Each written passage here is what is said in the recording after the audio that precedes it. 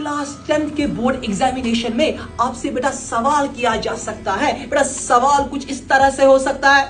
सवाल क्या आ सकता है एग्जामिनेशन में?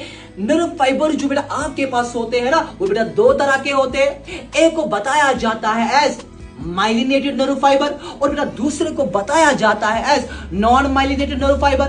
बेटा आपका सवाल होगा सर माइलिनेटेड नर्व फाइबर क्या होता है? समझो बेटा, माइलिनेटेड नर्व फाइबर एक ऐसा नर्व फाइबर होता है जिसके पास बाज़ाबिता 2 शीट्स होते हैं। एक शीट जो होता है उसको बोलते हैं न्यूरिलेमा, जो कि मेम्ब्रेन होता है। किसका? आउटर मेम्ब्रेन किसका होता है बेटा? श्वेन सेल का। और जो बेटा उसके पास दूसरी शीट होती है वो किसकी होती है बेटा? वो होती है myelin sheath. Go, what is sir myelinated nerve fibre? Myelinated nerve fibre होता है जिसके पास दोनों शीट्स प्रेजेंट होते हैं।